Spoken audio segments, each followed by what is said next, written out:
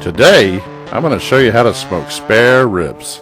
And if you've ever wondered how to smoke these on a traditional gas grill, get the same exact results you get on a traditional smoker, stay tuned because this video is up next. Here I've got a couple racks of St. Louis style spare ribs. If you look at the label, you'll see each rack weighs about 4 pounds and they're each under $12. And the first thing we need to do is remove the membrane. Then using a sharp knife, you want to score the bottom side of each rack of ribs. This will allow the binder and the seasoning to penetrate the meat, giving the meat more flavor. And we're going to start that off by seasoning both racks with kosher salt and pepper. Just a nice even layer is all you need. Now I am showing you two different recipes today. Mustard will be the binder for the first one. You want to just rub that into the meat. Then we're going to add a nice even layer of blackened seasoning. And I have a wonderful recipe for this. I'll link in the description below. Then you just need to flip this rack over and repeat the same process. Starting once again with the kosher salt and pepper. Nice even layer, followed by the yellow mustard. Once again, just rub that into the meat, followed by another even layer of this blackened seasoning. But you want to be sure you get the edges as well.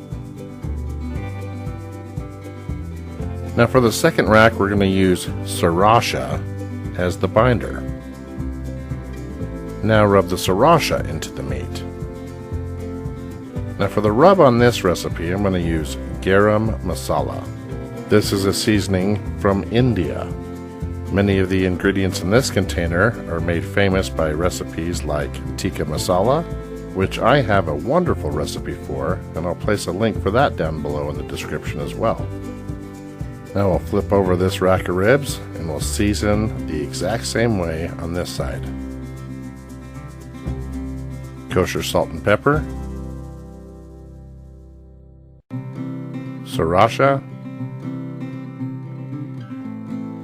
again work that into the meat, then season with the garam masala. If you don't want to use the garam masala, try cumin. Just straight cumin. It's wonderful. And again, don't forget to season the sides.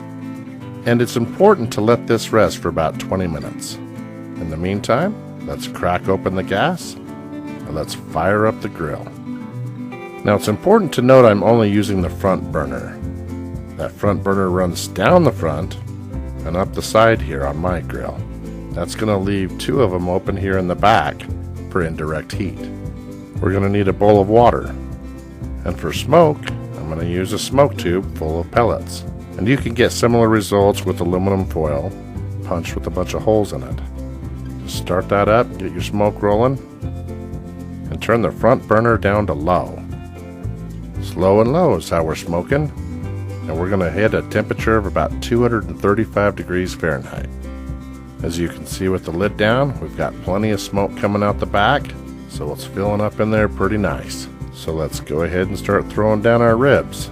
Starting with our blackened seasoned rack, I'm laying the thicker portion towards the burners. Now I'm just going to lay the second rack right beside it. Again, both of these racks are laying over the top of indirect heat. Now just scooch in that water a bit, and right there, my friends, is what you want it to look like. We've got the moisture, we've got the ribs, we've got the smoke.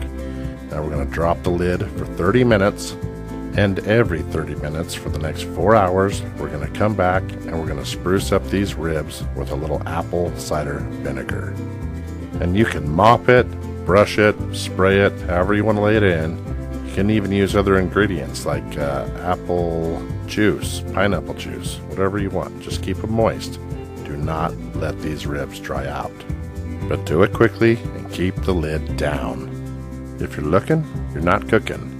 But after 4 hours, your ribs should look something like this. Now they may seem a little dry at this point, but we haven't mopped them again yet. We don't need to. We're going to wrap them. Again, here's the garam masala rack and the blackened seasoning rack. I've already set up the aluminum foil, so let's get them wrapped. Lay them both down in the center of 2 sheets of aluminum foil, then cover them each with honey. A little bit of brown sugar over each rack as well.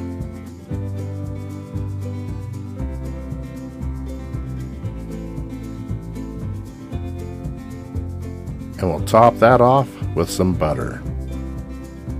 Now you want the meat side down, so we're going to flip each rack over. That way it can marinate in its own juices while they soften up. Now wrapping these is no big deal. Just cover with another sheet of aluminum foil, shape it around it, and fold the sides up first. Then fold the ends up and down.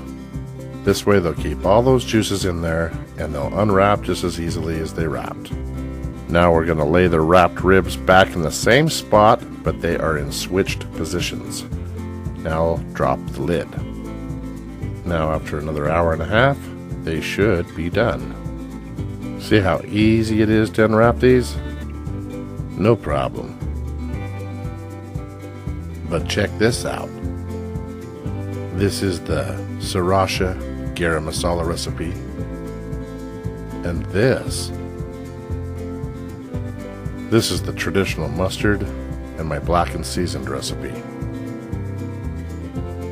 Now we're not finished yet, but if you like this video, be sure to give me a thumbs up and subscribe to my channel. Hurry up, because we're about to get into these. Now you're going to want a sharp knife when you cut into these. A lot of folks like to flip these over so they can see the direction of the bones, then try to cut in between, but this is a mistake. Right here you usually snag, because your blade's straight, bones are curved. So instead, lift the rack up, and you should be able to go right down in between, no problem. Now let's give you the old money shot squeeze. See? Nice and juicy. But what about this garam masala rack? Did we achieve the same results?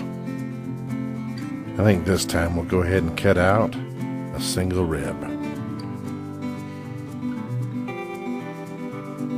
Let's inspect it up close.